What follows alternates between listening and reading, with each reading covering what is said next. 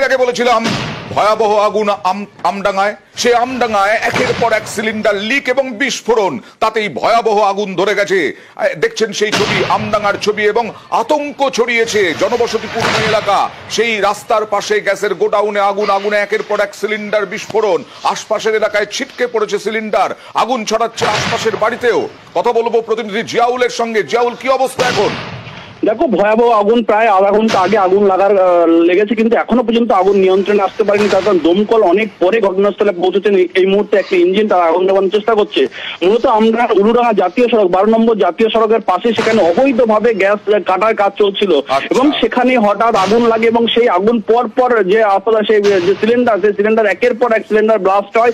প্রায় 1 কিলোমিটার দূরেও কিন্তু একাধিক বাড়ির ছাদে কিন্তু